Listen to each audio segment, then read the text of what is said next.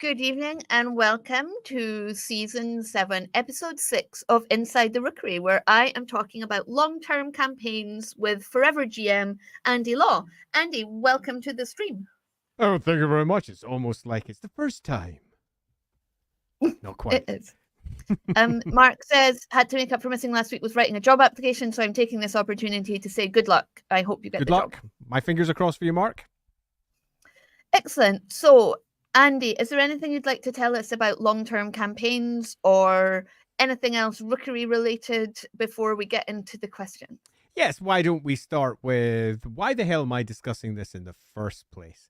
So, I am a serial long-term campaign player. I much prefer long-term campaigns to short-term ones, and I much prefer them even further to, for example, one-offs and one-shots. They all have their place, and I think that they are absolutely marvelous, and I understand that for some people that's all they play, but for me, I adore my long-term campaign, and I've played a lot of them.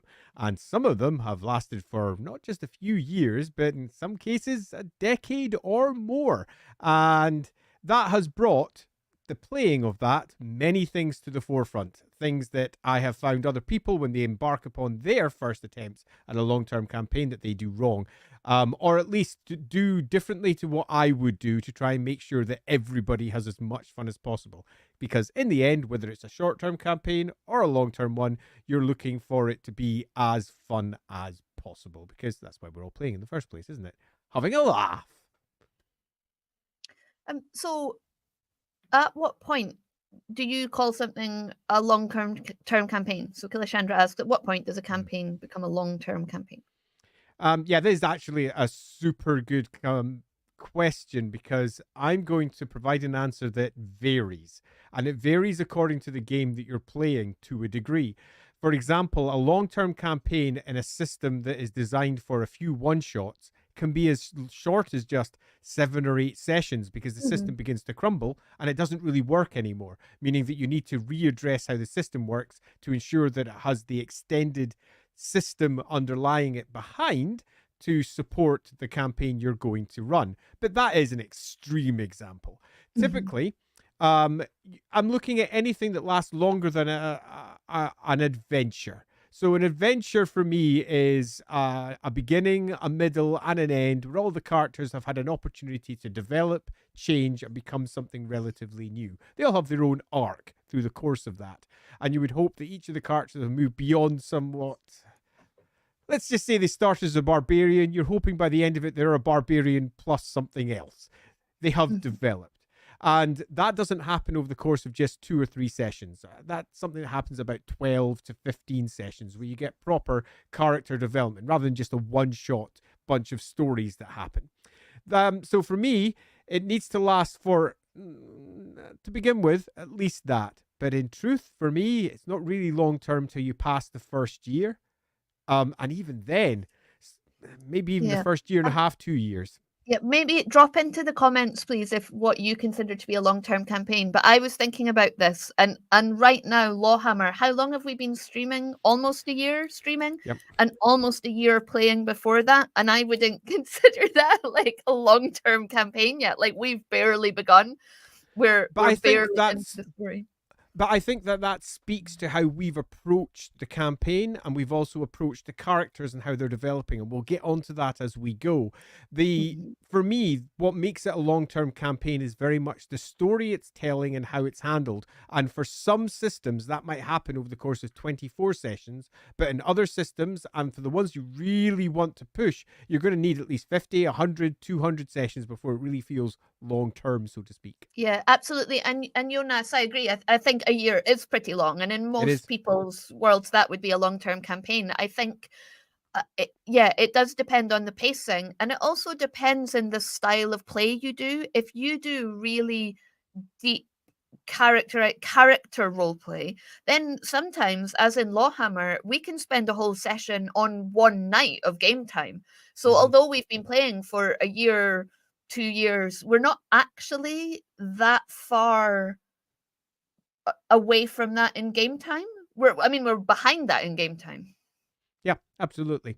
And I think that I agree entirely with what Jonas was saying there, that Whilst, yes, a year is a pretty long time, and it's a significant time commitment for all of the players as well. Depending on the game and the pacing, that year can feel very short in game, or it can feel like it has taken generations of play. What makes it a long-term campaign is very much to the tone of the campaign, the rules that you're using, and the intensity of the sessions and how they manifest. Yeah, Nico said we did Power Behind the Throne almost like real life. 1 day of Carnival equals 12 hours of sessions. Yeah, and that's not uncommon for adventures like that. In fact, the Power Behind the Throne, I've run that one around about, I would say maybe about 8 times, something like that, end to end, about that. And my average for that part of the campaign, if you don't know, the Power Behind the Throne is the third part of Warhammer Fantasy Roleplay's most epic campaign, The Enemy Within. And by the time you've hit the third part, you're pretty much guaranteed that you're hopefully going to be playing it much further, you hope. And everybody's in for the long haul. But on average, for me, it's about 15 sessions. And now I've had some games where I've done the whole thing, zip through it in just 3. But I've had one that took almost 30 sessions to play through that part, because it wasn't just a matter of going through it day by day. There was characters that they were interacting with, and some of those conversations were properly long. They were sitting down and discussing stuff, and that might have taken 2 or 3, maybe even 4 hours worth of conversation with that single NPC, and then heading off and going somewhere else afterwards. That being the case, it really dragged out. Now, for some people, that would be a drag, and that would be something that just didn't work for them, because the pacing would either perhaps not excite them, they might find it dull, it might not suit them, but it's all about ensuring that the game that you're presenting matches the player's expectations. And that game in particular, it was 100% a talky game. It was rare that there would be any dice rolls on an average session. EJ, we're going to be in Middenheim for a while. Yeah. Jonas, I've said that different ways, 3 different times. I'm just reading through that book and panicking at the complexity. We won't do a GM masterclass here, but if you're on our Discord server, then there's a lot of GMs on the Discord server that have run Power Behind the Throne, they're really familiar with Warhammer, like Andy included, but also a lot of other really good people in there who I'm sure will be happy to give you some hints and tips on how they handled it and how they coped with the complexity. Those multi-thread, like short time period where lots of things are happening at once can be really complicated for a GM. Yeah, and Jonas, I both sympathize and understand the situation you're going through, because I'm about to do it myself, but this time streamed out live. And that's always going to make it fun. But I'm adding further complexity because I'm an idiot. It's worth saying there are some adventures that are better written than others. There are some that are better presented than others. And if you're doing a long-term campaign that includes pre-written segments, figuring out how best to parse those into your ongoing campaign is and always will be somewhat of a skill. But in this particular instance, you're right to panic because it is complicated, but you're also not right to, because once you get into it, you find that it's much more smooth than you may first anticipate. Kalishanta asks, what's the longest campaign you've run? It's still ongoing, I suppose. So yeah, maybe we'll come back to that one, because I'm going to do a little birdie told me question. It wasn't a little birdie, it was myself, but whatever. Seagull asks, why bother with a long campaign? I'll answer the other question just to make sure that we have given an answer at least. My longest non-Warhammer campaign is around about 10 years of real-time play. And that was for Vampire the Masquerade, a game that started in the 1100s and ended with Gehenna, which is effectively the end of the vampire world. Super fun. My longest Warhammer one is also about 10 years, which started off with the Storm of Chaos, as it was at that point, around about 2005 in terms of the years, and finished with, again, the end of the world. And I would like to say that our end of the world was better than Games Workshop's one, but I'm heading for that controversy face on. My longest campaign outside of that was around about, I had a Stormbringer one that lasted for about 7 years. I had a RuneQuest one that lasted for about 4 years. Let's see, other systems. Call of Cthulhu, although I barely played that, that was still a 2-year campaign. It feels like it was nothing in comparison to some of the others. I Oh, in fact, as I think of it, I had a Paranoia campaign of all bloody games. That lasted for 2 years. Yeah, I've played lots of different campaigns for quite a long time.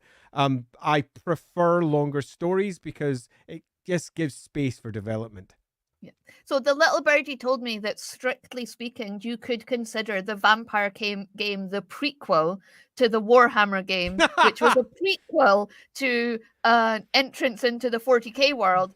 And so therefore, in game time, considering we also went back in time to like into Exalted time period, you could consider that game has run game time for what, 55,000 years? Yeah, at least. Yeah, it's a proper silly game. But yeah, we've Yeah. played almost everything. And because I've played so many games, I have played everything from the most farcical and over the top right back down to the most grounded and very carefully low fantasy that you can get your hands on. And I have found through the course of that time that I have landed on my own personal preferences for the things that I enjoy playing, but that in no way is a limitation to the things that I will play. Yeah. So And I did wonder, when you started playing that vampire game, which we started in 1196, and it was the yeah. Transylvania Chronicles. So White Wolf had planned a series of chronicles that would take you up to modern day. So you knew ultimately how the Transylvania Chronicles might end. But did you know then that you planned to have those characters have had previous lives or like incarnate that they didn't know about? And did you plan all of that to go backwards and also to go forwards, or did that just come along the way? I think that's also answering a question we've got to come.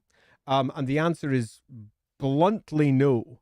And it shouldn't be the case, because the more planning you do, the more tightly constrained you'll be as you make your way through it. Loose plans, general target points, understanding where you're going is important, particularly if you intend to foreshadow, plant seeds for what's to come so that they can bear fruit and turn into something exciting and new, but not finding those too constraining, being happy to rewrite, reorganize, and repitch as is needed. Because ultimately, it's not just about entertaining the people who are playing, it's entertaining yourself. And entertaining, for me, involves something that'll be very different for perhaps you. So in my case, one of the great joys is finding the stories as they unfold and then really tugging at them and turning them into something else. Really taking player expectation to places that they don't expect to go, because that gives them the moment. And that in turn for the GM gives you the, ooh, they didn't expect that, but all the seeds were sown. And that's super, super fun. So for me, my general answer to that would be, yeah, no, don't worry too much about that, but do have a general idea in your mind, which, to speak about, say, the Transylvania Chronicles as a single example, was the loosest of frameworks around which was hung an entire campaign, or in Vampire's case, chronicles worth of story. So there's a question around when you're starting off a campaign. So still loading. Howdy, Lindsay and Andy. Good day from Chicago. Good evening to you. How do you choose the setting for a story, and what ways might that affect the story you tell? I mean, I guess there's a first question, which is, do you have a story before you pick the setting, or do you like to start with the setting and then develop the story around the setting? I'm generally a setting first guy. Yeah. So, for example, if I'm playing a game of Vampire, that's what I want to be telling the story of. If I'm playing a game of Warhammer, that's the story I'll be telling. So I won't be thinking about the story first. I'll be thinking about, what game am I playing and what can I do with this game? And then I do something which very few other people do. I don't think about what cool story can I have. I won't think about the adventure I'm about to run, even if I'm going to be playing effectively a pre-pitched one. I'll instead be saying, what's this game about? What is it at its core? Because I'm likely to only play this once, because I like big campaigns. And if I'm playing a big one, I'm playing it once, which means, what's the core theme of this setting? What is the story this game is designed to tell? And that is the story I'm going to tell. If, for example, it's Vampire, it's the story about elders and neonates, and ultimately why vampires exist at all, because you're going to eventually arrive at Gehenna. So that is the story that I start planning out. I don't plan about the first steps of that chronicle, which may involve, arriving at Vampire Ray and saying hi. I'm thinking about the big meta stuff. For Warhammer, there is a host of things you could claim that Warhammer is about. I am not going to go in depth here, primarily because I am playing a Warhammer campaign right now and it's streamed online. you can go and watch it. And I don't want to undermine my plans for where that's going by telling them to you all. But at heart, if you're going to be playing a long-term campaign, knowing what story you're going to tell is pretty essential. Now, you might pin that to a host of pre-written bits or stuff that you create yourself or whatever, but if you're getting someone else's pre-written part, you look at it and go, does that start the process of telling the story I want to tell? And if not, how can I incorporate that in? Mm-hmm. And I did a masterclass last week on bringing characters to life, and you've articulated really well what I was trying to get across in the masterclass. So maybe you should have been there. And that was around like the game setting you're playing in, the world you're in, and the stories the GM wants to tell and would like to tell, or why it's really great if the GM and all the people playing create their characters together so they can bounce off each other. And so you can kind of build in from the ground up like simple ideas that will become like emerging complexity for those characters as those characters age and grow and develop and overcome the things in their past. Loosely, yes. There's a very important component of long-term campaign play, and that's ensuring that you start well and you have characters that are going to be interesting and have enough space to develop into newly interesting spaces. And yeah, character creation, the most fundamental beginning point, if you get it wrong, can kill a long-term campaign right from the outset, as can not firmly establishing what the nature of the game you're going to play is going to be. If everybody's prepared for a long-term campaign, they'll be prepared for a different pace of development, rather than expecting to be a god come session number 12.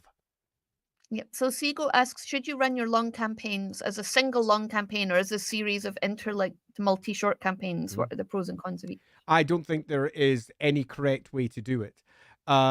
You can do it as a single long campaign. It could even be handled night by night, day by day, going step by step through the experiences of your PC group. Or alternatively, it could be a host of short-term stories concerning that group as they go through their periods of peril, with then linked downtime, moving back to the next interesting moment as they go from interesting period to interesting period, which is effectively multi-short-term campaigns. You could play it properly episodic. For example, if you were playing Star Wars, you could organize it into linked sets of sessions, all of which are telling one story arc, somewhat similar to a TV series, which might have 8 episodes to tell one core story. So you might go through series 1 to series 2 to series 3 to series 4 until eventually everyone is bored with the stories you're telling, or alternatively, you arrive at the conclusion of that particular campaign. So loosely here, single long campaign does have many cons, and they are cons that you can easily mitigate for. The many cons being that if somebody misses a session and it's something that is designed to be all linked together, suddenly things begin to fall apart. And the big death knell to a long-term campaign is not properly planning for when people can't turn up, when things don't quite go the way everyone expects, when things aren't happening right. LAWhammer, for example, the one that I'm streaming online, has got a host of special episodes set up for when people can't arrive one week because they're ill or because something occurs in their life that means that they can't arrive that week. So, for example, just last week was exactly that, where we did a flashback some 50 years. It wasn't even truly a flashback. It was, in fact, somebody telling a story about something that happened 50 years earlier. And the players then played the characters in the story. So it was also a subjective piece with an unreliable narrator that allowed the characters to flex their role-playing muscles, the players, pardon me, to flex their role-playing muscles, playing something quite different, but also told them aspects of the story that otherwise, as players, they'd be completely blind to. So it was such good fun too. Like, I love those sessions. Single long campaigns have lots of issues, the worst of which being some people just won't have the stamina for it, and there will be issues with ensuring everyone keeps themselves interested as they go. All of that can be tackled. Similarly, multi-short campaigns are very easy to just stop. And the overall end goal of your story might never be achieved because you reach the end of an awesome and obvious arc, and everybody goes, right, we're at our pause point, let's do something else for a while. And often that turns into never returning to where you were going. I've had several campaigns which that has happened in.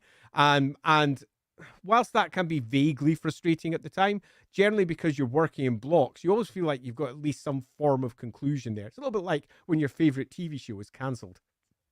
So Hammond this is a Warhammer specific question. So Andy, where in Warhammer could you see having a 10-year long campaign in, i.e. 10 years in our world? Would it have to be in multiple continents? It wouldn't have to be, but it definitely probably would be. One of the great joys of playing any campaign over a length of time is that you can visit everything about that setting. You can actually dive deep into each one of this weird, obscure corners that you're interested in, which on a short-term one, you can do it, but you never really get the depth of that area. You get yourself like a couple of sessions here, a couple of sessions there, but they don't have quite the same resonance because they don't have that contingent... It's that continuity, really, of player opinion and character opinion, and seeing them seeing them confront these things. It makes it a bit more deep. So I think that, yes, you would probably go to multiple places, do multiple things, encounter lots of stuff. There'll be high points, there'll be low points, there'll be points that feel utterly bizarre and crazy, and there'll be other points that feel very grounded, very normal, and they're largely character pieces. Ensuring that you have that constant change of pace, ensuring that you have that constant change of content is an entirely essential component of ensuring that a campaign lasts. If, for example, you're playing a game of Warhammer and all you're doing is going out into the forest killing beastmen every week or investigating crimes in Altdorf every single week, you're going to get bored after the 12th session. It just reaches the point where you're doing the same things again and again. It's the reason why many shows start jumping the shark on TV, because they've realized that after their first season or 3, they've told the story they wanted to tell, and they've now been commissioned for another season. So what story do I tell now that's the same as what came before? If I tell something completely different, then everyone's going to say, what the fuck are you doing? But if I tell the same story, everyone's going to get bored. So they tend to do weird things instead. It's better off, if you're intending to do a long-term campaign, planning for the fact it's going to be long-term right at the beginning and getting the weird in early, along with the other crazy stuff in early, so it's never unexpected. It makes it a bit easier to handle on the long term. So maybe just go into that a bit more detail. Long Shadow asks, how do you avoid burnout for both the GM and the players? And JP also asked, how do you keep it interesting for you running the game? Yeah, this is arguably the most important question of them all. Maybe the second most important question of them all. The other one's almost starting to come up too. And that is, how the hell do you keep on going? That, for me, isn't hard, because my mind is always overrunning with different ideas and different NPCs and different characters and different situations. So the concept of it continuing to go for me isn't too difficult. So I'm relatively unique here in that I'm going to constantly be excited by what comes next to see what the players think about what comes next. But that's not very useful in terms of general hints and tips. What I would broadly recommend is the following. Number 1, keep things interesting. Now, that may sound obvious, but players have got expectations about what they find interesting. Find out what they are and supply it. That will keep the players engaged because they are doing things that they like to do. And the next one is, be aware that the players have no idea what they actually want. They think they do. Someone who might build a combat wombat might be at their absolute happiest when they're doing a tactical RPG beating up the next goblin. But as it turns out, through play, they might really enjoy talking to their sister. And that's not something that character, or that player, would ever ask for to begin with. So the next part is keep things variable. Try out different things, and try out some pretty extreme different things. I'll get into a couple of examples in a moment, to see how your players react. And the big one, ask. Did you like that one? Did you not like that one? What would you do differently? How would you like to see that work out? And you'll find that some players will find themselves in places that they never expected to be. Because they go, you know what? I really enjoyed sitting down and working through the family drama. Who would have thought? That was ace. We were shouting each other and everything. It was like an episode of some stupid soap. That was awesome. And some people really dig getting into character because they've never really done it before, and you're in a closed environment where there's not other people beyond a couple of friends, so you start to loosen up and stop being so self-conscious about shouting at each other in an in-character way. And as long as you discuss what you've done afterwards and make sure that everyone's happy and there's no real feelings bleeding through, it tends to be great sessions. So keep things changeable, and by that I mean try out different things. Most scenarios are badly written because most of them basically say this: go to this character, talk a bit, then hit this one. Now go to that character, talk a bit, and then hit this one.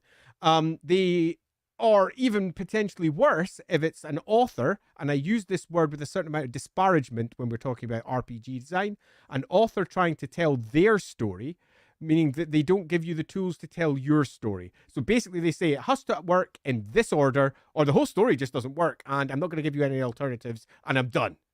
Which is really, really not helpful, because it's basically not telling you how to engage with the material and present it in a way that your players will find interesting, exciting, and fascinating. So find out what your players like, deliver it, try different things. And by different things, I mean, for example, have some sessions where you purposely, without necessarily telling everyone, go for no dice rolls, hardly at all, where you're basically trying to get everybody in character discussing through situations. See how they find that. They don't like it, find out why, find out the bits that they do. Try out different characters to their core characters. So after your first 8 sessions or 10 sessions or 12 sessions, once everybody's comfortable, give a flashback. Let them play their parents, for example, or play their allies. Say, for example, you're playing a game of vampire. To mix it all up a little bit, they could play their own ghouls, or they could play their contacts that normally they'd be contacting to do something. It would be a little bit like, for example, if you watched The Matrix and you went, I really enjoyed The Matrix, and then the second movie comes out and you're like, well, that's a thing. And then you go look at the Matrix computer game where you control a completely different set of characters that are directly tied to what happens in the Matrix movie. So that whole side panel of the computer game, you don't hear about in the movie at all, but it not only contextualizes, it makes the movie better because you understand everything that happened. Why not have your players play that? That can make things interesting. Equally, think about unreliable narrators, people telling stories. That's something we've done in LAWhammer a few times. Go check our streams if you want to see this happen, and give access to information the players would never have by putting them in situations as players where they gain access to information. That's super fun too. There's a lot I could say in this one. I don't want to spend too much of our time given we're halfway through already. Loosely speaking, you got to mix it up. You can even do things like if there's a big battle, instead of playing it out as a standard roleplay session, you make yourself some battle rules or take some battle rules from another game and play it out like a giant battle. So you have yourself a completely different game for a couple of sessions. That breaking up of the pace, not just the pace of the plot, the pace of the presentation, but the pace of the rules, the pace of the game they're playing, brings excitement because it's something new to engage with. And then it also means that you get nostalgic to what came before. The bits you really enjoyed, you start wanting to go back to. And then when you go back to it, suddenly everyone's really engaging with material that was exactly the same as what they were doing 4 weeks ago, and potentially they're reaching the point of going, I might have reached my limit. And constantly changing it up means that no one ever really reaches that limit because the game itself is constantly changing, but is all tied together with the same overarching narrative. So I think I found the question that you probably think is the most important. Lindsay asked, babes, what's it like playing long-term games? That is not the most important question, She's Lindsay. such a narcissist, that Lindsay. Right. It's this one, I think. Sweet Melancholy asks, there is a common problem in many games that the more you play, the more powerful you become. How do you balance your increasingly mightier PCs with the world they live in? Is that actually the most important question? Yes. Yes, it is. I would argue this is the most important question that you have to tackle if you are going to be playing a long-term game. Because almost every single game out there is fundamentally broken when it comes to long-term. And what I mean by that is that they create superheroes within the setting.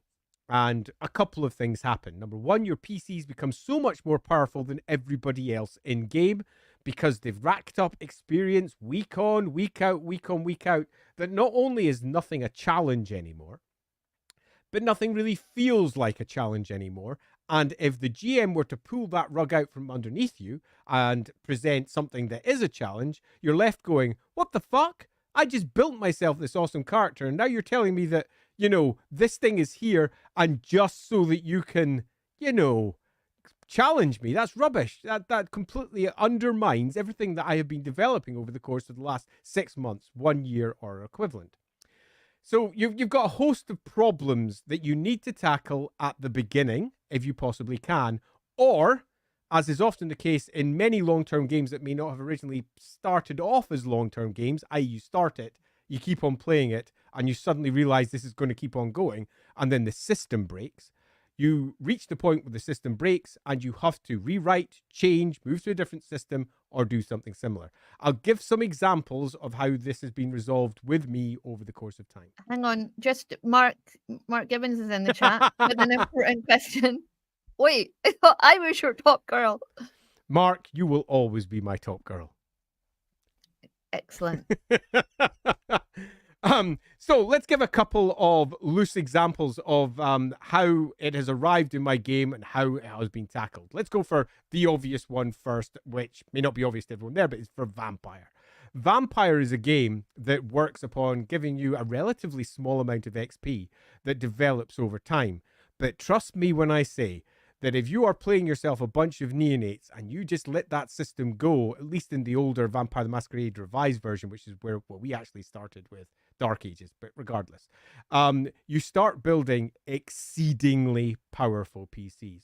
Mm-hmm. And after about the second year of that, I reached a point where it clearly wasn't working. But we were being open about it as we went. We discussed it, and when our characters are reaching the point of being a bit silly, how do we best address this? And we decided to just address it. The first thing we did was we just rejigged our characters about once a year. And we went, let's sit down and just rebuild them as they should be, the things that they should have. And that, to a degree, invalidated the experience point system as we went, but it sort of worked to begin with. Then I just rewrote the entire system. It was the only way to make it work. And that rebalanced everything entirely, and we ran with a rebuilt one until eventually even that, after about year 6, started to creak at the seams. That taught me a lot, though, about how long-term XP needs to be incorporated, because I then started looking around other systems and going, well, what about a system that really basically doesn't really use XP? So it's a little bit like Fate, for example, where you just build your character and they've got the skills at the top. They've got far more skills at the bottom. And if you want a skill to reach the top that's different to the ones that are below, you've got to swap them around. And your long-term development, it works off that. It was dull as fuck. People like building their PCs. People didn't like losing stuff over the course of time unless they themselves were the ones that were the moving agency behind losing that stuff. So building a system that incorporated that was much more important than simply saying nothing happens. People like collecting beanies. The gamification of XP development is one of the great joys of role-playing games. Every single computer game, pretty much on the RPG side, does this. And a large number of other games that aren't really RPGs have now included this aspect of developing your character as you work your way through the game, because it's fun. And ultimately, fun is hugely important for long-term play. Those things that you can think about, that you're moving towards, that you can collect, that you can develop, the next discipline, the next talent, the next skill, the next trait, that thing that lies just beyond the horizon that you're looking towards with your PC telescope that you want to collect. Those were essential. So as I started looking out towards other systems, I quickly discarded pretty much everything that said, oh, your character doesn't really get XP, because it just wasn't as much fun in the long term. Great for one-offs, not good long term. So when we came to Warhammer, the most recent version, one of my core design goals was ensuring that there was a clear open top end.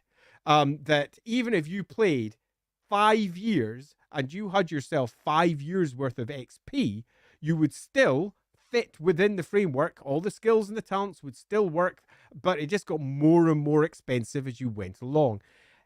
As a core system, it kind of worked, but one of the big problems with Fantasy Roleplay for where it stood was that the people who designed the stats after I left didn't realize that they were designed for top-end play. So all of their NPCs were far too weak. And that caused a different problem. And it means that to use the Fantasy Roleplay system, for example, you've got to basically redesign every NPC in the game to be what it should be. A character that's, say, an elf that's 2,000 years old really shouldn't have a weapon skill of 71. It should be sitting around about 300. That is how crazy it gets. But that elf can still be, bang, killed, because their wounds aren't necessarily that high. And the critical system always allows those people to die. But if you get into combat with it, you are in so much trouble if you're a normal person. And that is how the system was designed to build. Now, obviously, the final rules are not necessarily what I would have preferred. But cut a long story short, the system needs to incorporate that long-term play XP build. As it currently stands, I am so bloody passionate about this. I'm building another system right now.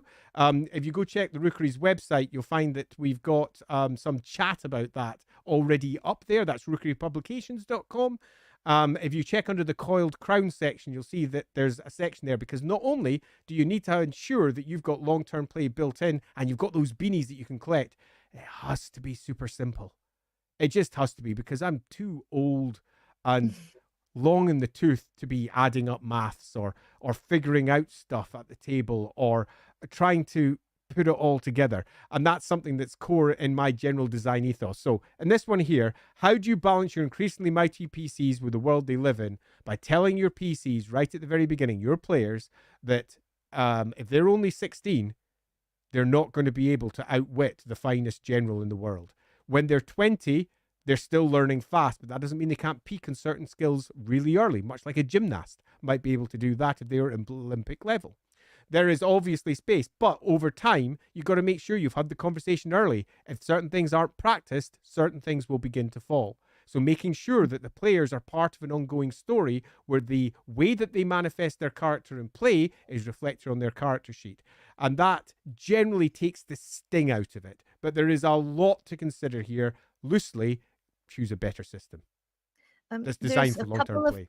Questions in chat. So Ozomolos, I'm going, quite a specific question. I'm going to start a campaign in Wifrit 4th edition in Lustria later, starting March. Can I have some advice about how to make short-term objectives for characters important throughout the campaign?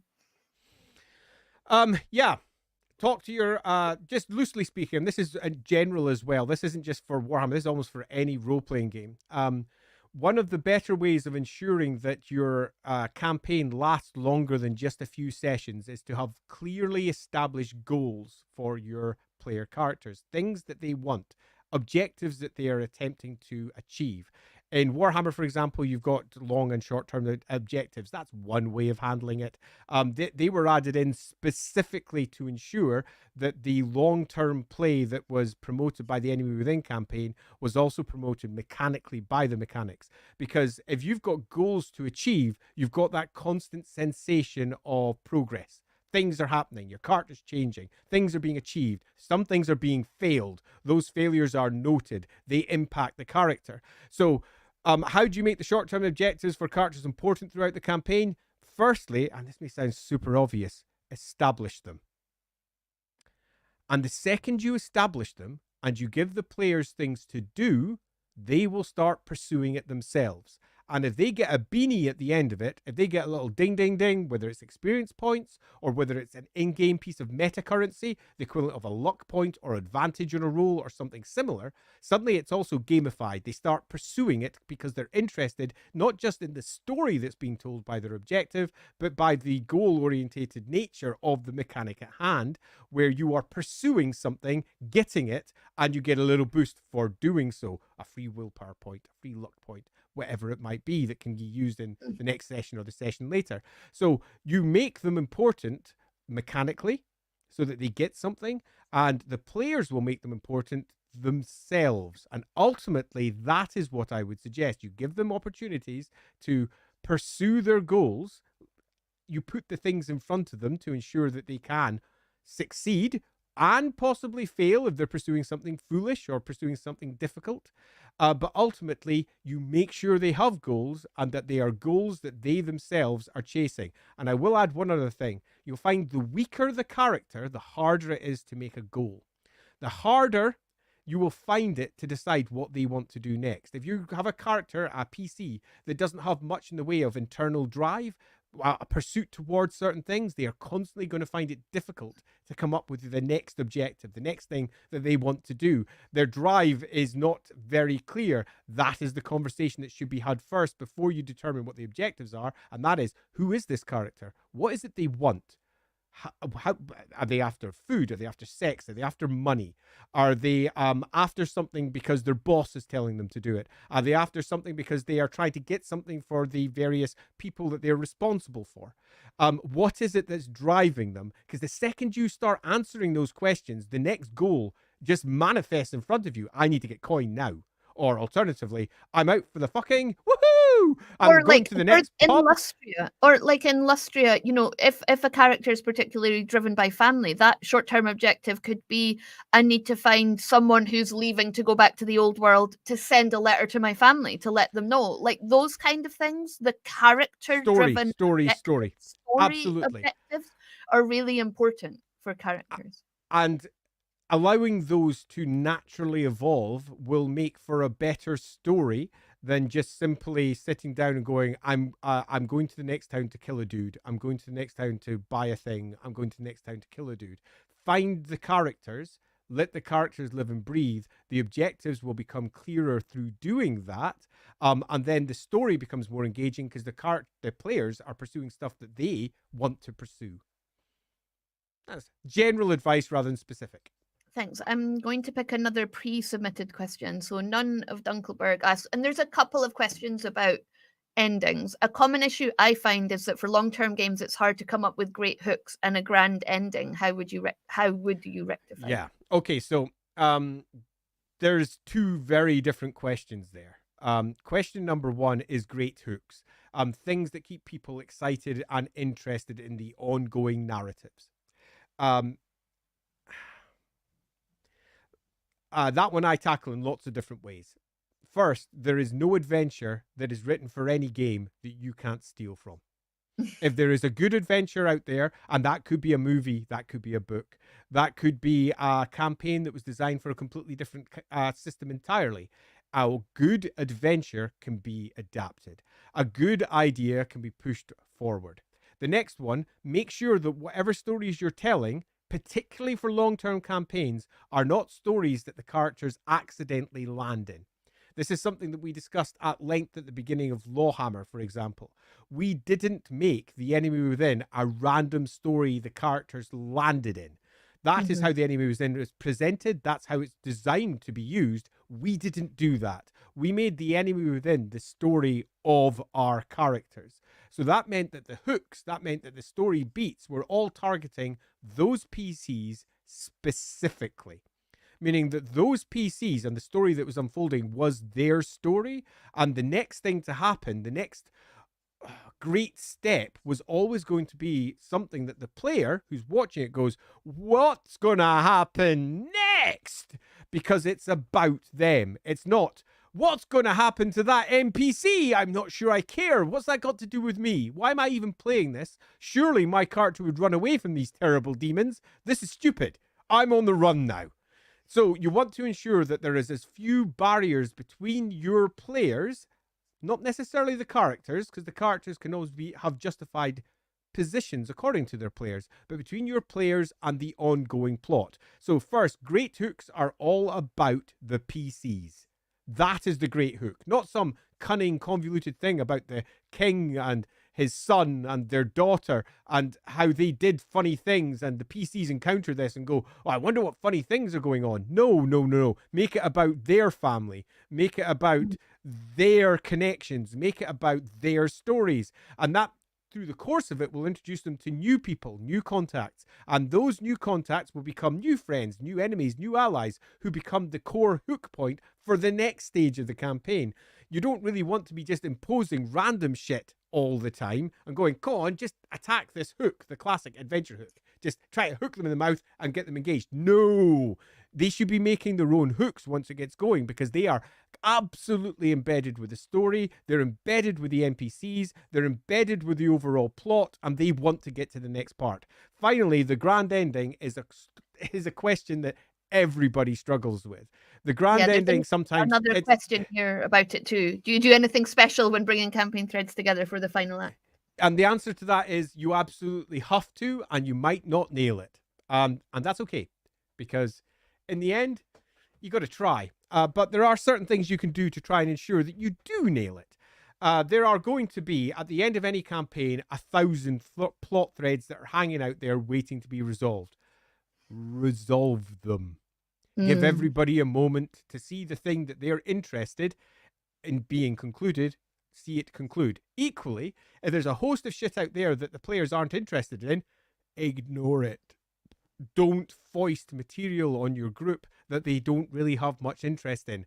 Pursue the plots they find important. Head towards the great sequence that makes best sense and hopefully is something that the PCs have actively engaged with and created.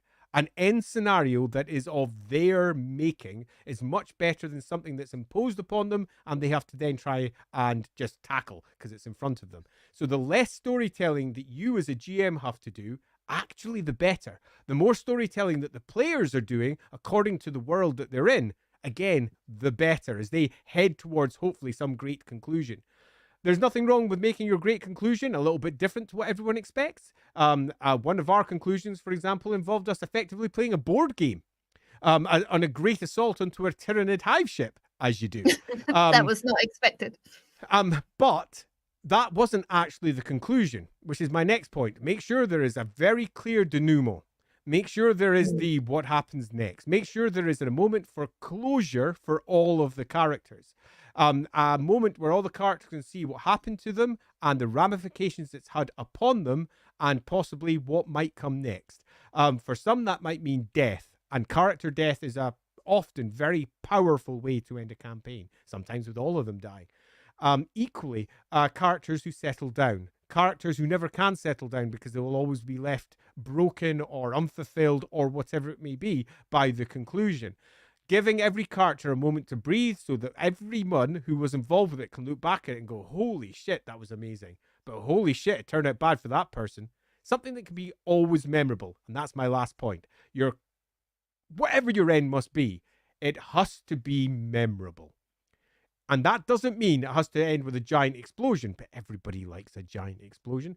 That doesn't mean you need big monsters crawling out from some giant pit, although everybody likes those too.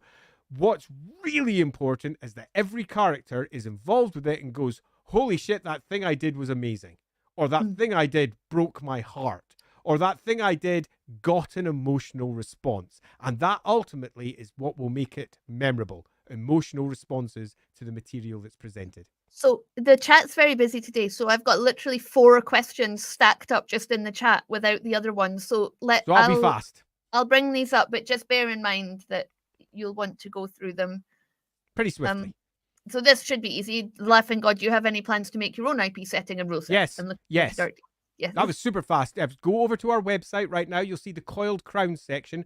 Coiled Crown's gone through various iterations as we've eventually pinned out what we want to do with it. But I think where it's landing now is, chef kiss good. So yeah, go check there. Coiled Crown.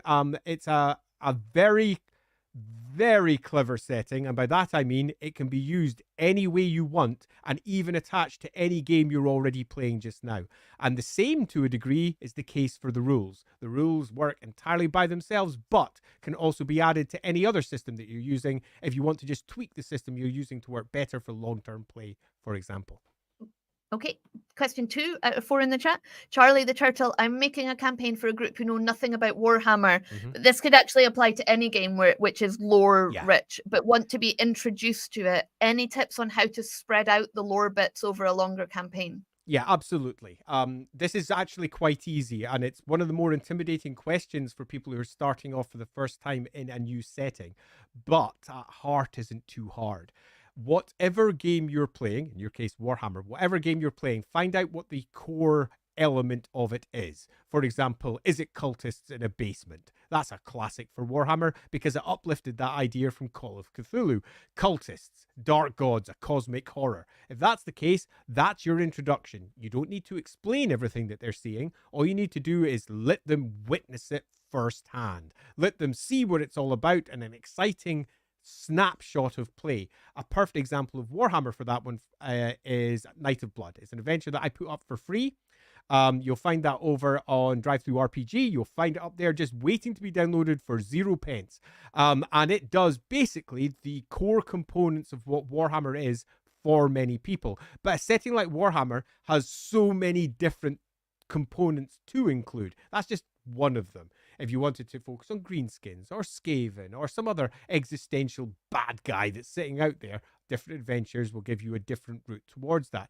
At heart, Warhammer is also about difficult decisions. If you're playing Call of Cthulhu, cultists and the horrible things they're doing, that often sits at the center. Your first adventure should be something that is at its core the key prime example of that setting. That will introduce them far better than reading a bit about what Sigmar is or how things are going. Give them characters that know nothing about the world. That will almost certainly set them up perfectly, because the vast majority of people in Warhammer, for example, are ignorant as fuck. And that's fine. They can play little nobody villagers who stumble into something absolutely awful that they don't understand, and they can then try to figure it out as they play. Thank you. Next one. What's a smooth way to incorporate old PCs that have moved into NPC status as players move on to new characters as their interest shifts and goals are achieved, i.e. the player wants to shake things up for themselves into the new story arcs? Okay, so the smoothest way to do this is to not be afraid of it. And that, again, my advice here is going to be super obvious, but I have heard this question more than once pitched in lots of different ways, and I have seen some exceedingly long and overcomplicated answers, but the real answer is use them. Find out who their characters are, figure out what they would do, and make them do it. Make the NPCs living, breathing people, so they will be there doing stuff according to who they are. And don't worry about if someone says, oh, that's my PC, or, oh, you're just using that one because. No, you're not using that character just because. You're using that character because that's where that character lives. That's what that character does. That's that character manifesting as they would manifest. Don't worry too much about whether the NPC should or shouldn't be in an area. Worry instead about who is that NPC and how do they best express. And if they happen to cross the PCs, great. If they don't and it's something they see at a distance, equally great. There's no need to impose them on the plot, but equally there's no need to be afraid to simply use them. In a long-term campaign, it's often much less about the big plot, and it's often much more about what's the world in front of them and what are the PCs doing as they engage with that. And that will sometimes involve ex-PCs. It will sometimes involve the big NPC bad guy or whatever else it might be. Okay, 2 more questions because another one has come in from the chat. So thanks. I love LAWhammer and Lorebeards. Thank you. Oh, thank you. It's ignited a fire in me to try Warhammer on the roleplay side. Other question, I'm a bit lost in how to present my PCs the dangers and the wonders of the world of the game.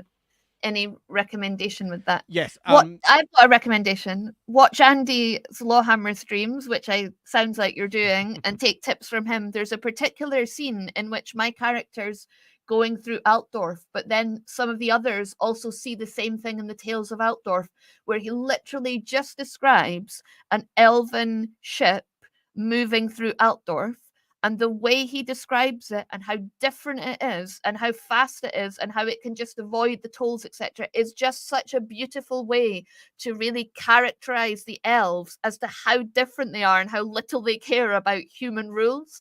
And those are the kind of things that you can think about dropping, I think. Yeah.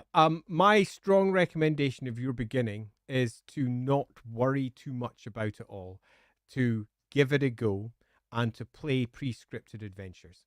Pre-scripted adventures will give you a core of good ideas, and then you can add to that as you go. To begin with, don't worry too much about embellishing it because you're still starting. You're figuring it out, what works for you. You'll find that there are certain aspects of storytelling that you will enjoy. You'll find that there'll be certain aspects that you find difficult or you find challenging, and nothing more than basic repetition and practice will change any of those things. So get stuck in, give it a go, and I can't recommend enough, use pre-printed stuff, because if you do that, you've got an established story, a basic arc already in place, some NPCs, and hopefully some guides on how to play those NPCs, and it will give you a very strong foundation. Now, if you want to build on that and turn it into something that is yours, then you've already got some experiences behind you about how the game world works, about how you work as a GM to start going, okay, I want to try this out. And you'll find that naturally, you'll find that your players will constantly, through the course of a pre-scripted one, say things like, oh, that thing you mentioned, I'm going to go look at that. And you'll look at your pre-scripted one and go, it's not in there. Right.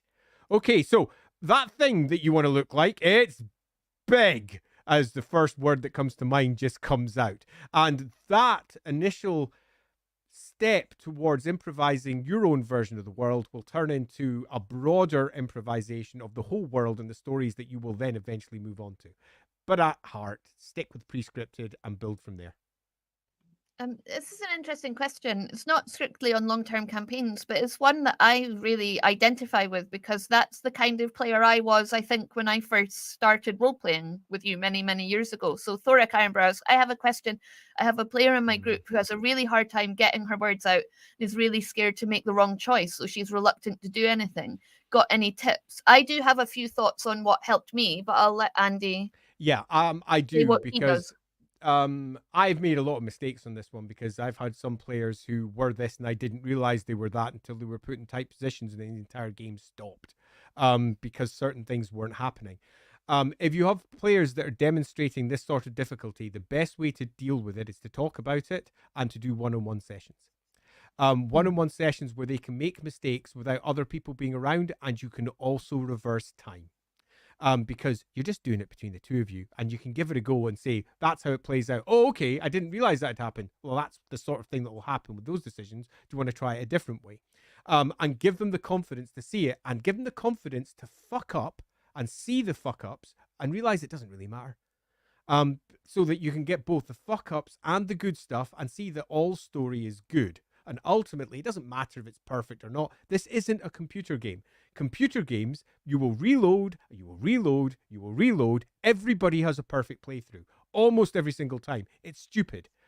Computer RPGs are fundamentally broken because of this. And any game that tries to impose, oh no, you can fuck up, everybody hates because nobody likes to fuck up. Totally understandable. So you reload and reload. You need to break down that mentality because in role-playing games, your dice land and you will fuck up again and again and again and again. It comes hand in hand with role-playing games. Success not only isn't guaranteed, it's relatively rare unless you're playing yourself a system which is designed to have stupid odds, which means you always succeed and ultimately is less interesting because of that.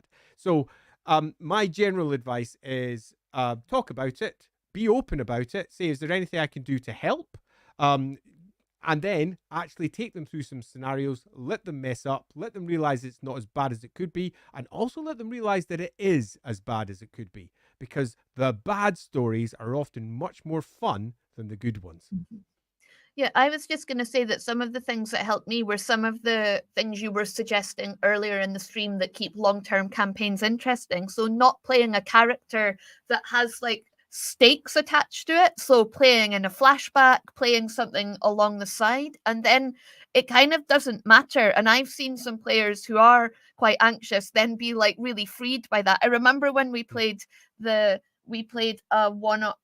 one shot that was originally you did for a convention, and you're going to a vampire's castle essentially, and some of the players in that did things that they would never do as their characters, took risks and made really interesting choices because they didn't feel the stakes were so high. So that's a good way. I did that on purpose because of that.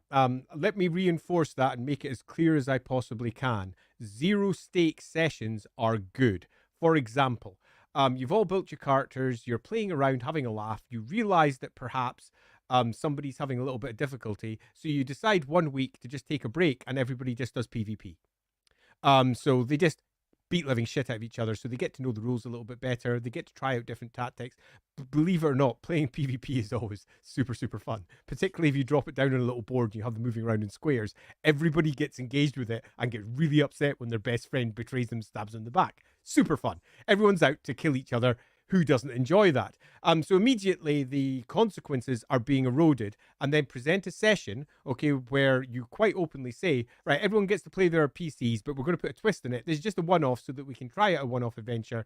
So it literally doesn't matter if you die. In fact, the intention of this one is to have at least 2 or 3 people die. So let the player get used to success and failure through play. So when they actually do it when it matters, the sting of failure isn't as strong.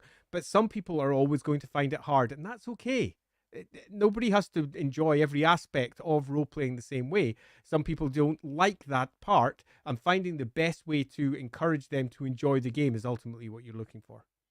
Yeah, there's also a lot to remember if she's a newer player, right? So you've got to think about what your character is going to say.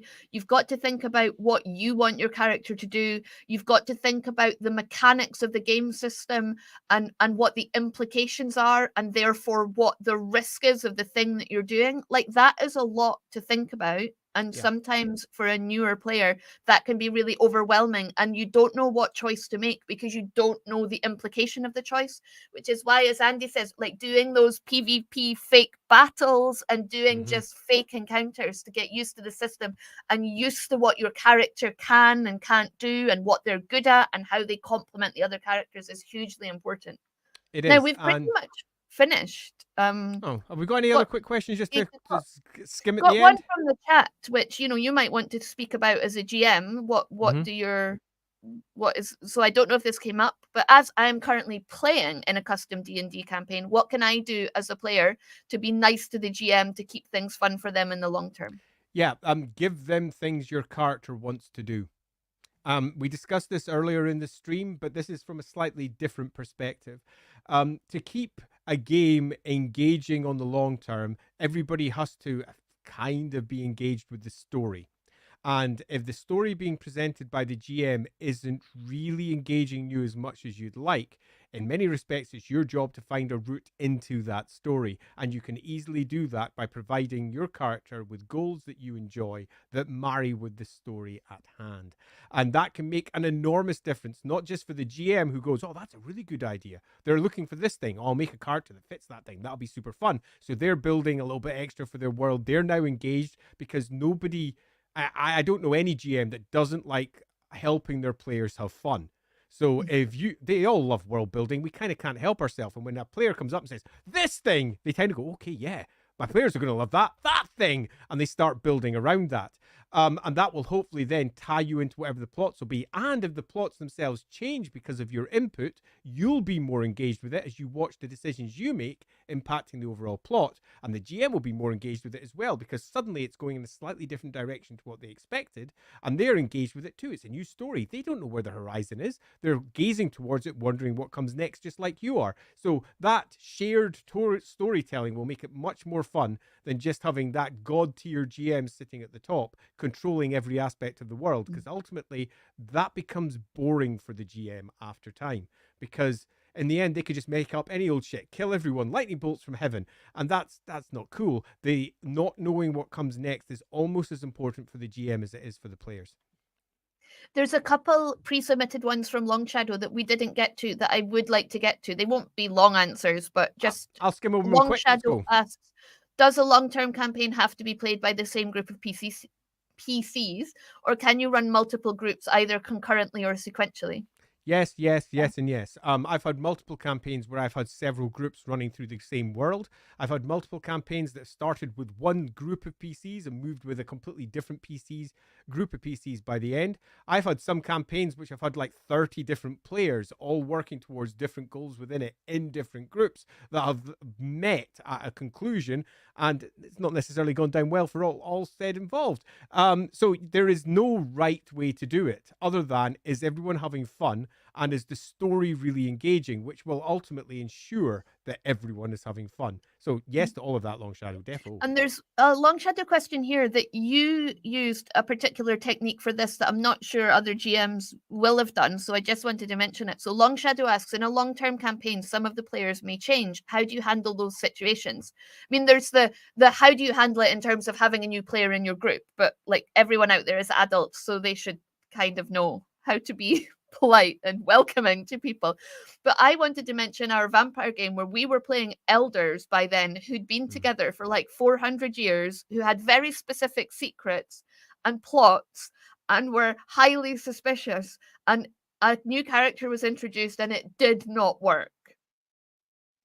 Because there's just that particular game system and that particular coterie. We're just like, who the fuck even is this? And why would we share it? And it felt really forced. But what you've done since then is you've always got, because you've got such a big populated world of NPCs, there's always NPCs that we'll have encountered, that we'll have been friendly with, that we'll have developed relationships with. They might be family, they might be co-workers, like in the last Emily in campaign, Renee, the barge person, I ended up playing her, and you let us play suitable NPCs, or you would let a new player play a suitable NPC that's already known to the PCs, that's got an interesting background, and then they can shape accordingly. Yeah, and I think that once, because I've made a few mistakes. I say a few, I've made a lot of mistakes. We all have as storytellers and GMs over the course of time, and we try to mitigate and try to ensure that doesn't happen again as we encounter them. And that's one example of one that didn't work because of the nature of the game we were playing. But having encountered that, seen it fail, and gone, how do I get around that? You start creating new tools. And one of the tools, and Lindsay did articulate it very well, is to ensure that you have lots of space for others to move into, should that be appropriate. And further, you always have space for characters to move in and out if required. You might have yourself a core group of 6 characters, but that core group of 6 might drop to 5 as a player loses interest in that character, and that's fine. If they do, they can move to another one. And just having them unnaturally impose themselves is a bit weird. So ensuring that you have yourself some proper setup time for that, because it's a long-term campaign, and you can. I'll give an example. Hi, Andy. I'm playing Bob. Bob is beginning to bore me. I quite like Bob. I'm actually thinking of offing Bob. I wouldn't mind Bob dying because I think that'd be heroic and cool for Bob. I think Bob has already done all of the Bob things that I'm looking to do. I'd now like to see Bob, I don't know, be D-Bob. And I would like to play something different. Not sure what. And I go, right, fine. Well, let's decide who you want to play and introduce them before you start playing. So we can bring that character in. That character can be an NPC for a little while. It's already been incorporated. It's part of the ongoing plot. Then we reach our conclusion. Bob gets debobbed. And the character that they've already helped build behind as an NPC then comes in as their player character. That allows you to bring in this new character without really impacting the game world at all, without it being forced, without the rest of the characters going, and now I accept Bobette. Hello, Bobette. We always liked you. I've never met you before in my life, but you're going to come with me everywhere, to every pub I go to every place I visit, and on every adventure, because you are Bobette. It's a bit weird and forced. So being prepared for these things with a long-term campaign means that it never needs to be weird and forced, because if the player is at that point where they want to do a thing, and in some games, it's very easy to see when that's going to happen. Warhammer has fate points, for example. They run out of fate points, have the conversation long before they die. And then everything can be set up, so when that player dies or moves on, a new player can move in and it doesn't feel forced because the character is already known to the party.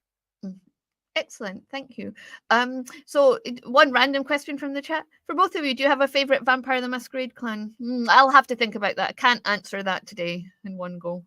Oh, wow. I'm glad you brought the question up then. I always had a really big soft spot for the Malkavians because I played one for a very long time. For all the way they were often presented was deeply problematic. But yeah, that was probably my soft spot. Yeah, like I'm the same. I have a soft spot for the LAWhammer because I played a LAWhammer for so long. Yeah. Like, it's one of those things. It reminds me of something that Michael Moorcock said. Michael Moorcock, a great fantasy author, was asked which one of the Eternal Champion characters was his favorite when he was writing them. And he's like, I don't really have a favorite. And not only that, I think that I can guarantee what most other people's favorites are. It's whichever one they read first, because that is the one that hooked them. That is the one that got them excited and made them want to read more. So the first one is their favorite. Somewhat similarly, you often find the one that you played first that really sunk into you is the one that kind of is your favorite, regardless of the qualities of it. Oh, here's another question. Sorry, this interview is going on, but they're all good questions. Lindsay, you mentioned a masterclass before. Where was that? What's up with that? Andy, okay, so we have masterclasses that we do with Inside the Rookery once a month-ish, approximately, and they cover all manner of different topics. Everything from making maps to being a good player to how to GM certain situations and similar. Therefore, our patrons on Inside the Rookery, the Brazen Root patrons and above, get access to those. That's like a $5 a month over on Patreon. Go check our Patreon. There's probably a link down in below somewhere, depending on where you are. If you're watching on Twitch, probably not. Definitely one over on YouTube. Go over to YouTube if you want access to the link. Go check through, click through, and you'll see our Patreon options and everything that's there. Thanks for popping up the link there. We have one that we just had by, which was about, what was it about, Lindsay? You were running that one? Bringing characters to life. So how you create and build interesting characters. Indeed. And the next one that we're doing is how to develop an RPG scenario. Now, you might say, what the frick does that mean? It means often when you're in the professional side of things, you will receive an adventure that somebody else has written, and it's your job as the developer to simply make it better. What do you do to do that? Now, we had a previous masterclass about building a multi-threaded adventure that Andy Leask ran. And that adventure has now been written by Andy Leask. So we're going to take that adventure, which I've already done with him, and tear the thing apart and develop it and make it hopefully a better adventure. So our next masterclass, which will be me and Andy getting together, will be discussing how to take an existing adventure and make it better. It's worth also adding, though, that that's not just a masterclass for people who are, say, for example, trying to develop adventures, make them better. It's for any GM. Because ultimately, our job as GMs is to take anything that's pre-written by other people, look at it and say, what can I do to make this shine? And that's ultimately what that masterclass is going to be about. How do you make it shine? And it's going to have a host of simple hints and tips that you can use to take any printed adventure and turn it into something that is almost certainly significantly better. And that even works for adventures that are already really good. So yeah, really looking forward to that one. Thank you so much. Well, thanks, Andy, for all your answers today. And thank you to everyone. Go sign up! All of the questions, both in the comments Dark and pre-submitted. Deeds! I'll come to that in a second. First, I want to say thank you to all our patrons who fund the channel and mean that we don't have adverts before, during, and after we go live. So thank you so much to all our patrons for doing that. And please, if you haven't already, go and sign up on Modiphius's website to receive news about Dark Deeds for when that comes out. It's our new funky game of malicious minions backstabbing their way across the city, and you should sign up for more news as to when Modiphius will get the thing printed. It is a beautiful game, marvelously illustrated. Just look at that loveliness. Ooh. But at the moment, it's not available, but you can sign up to get more news over on Modiphius's website. Go over to Modiphius's website, click under games, you'll see Dark Deeds, click on that, and you'll have a lovely subscription page. Go check it out. It's super fun.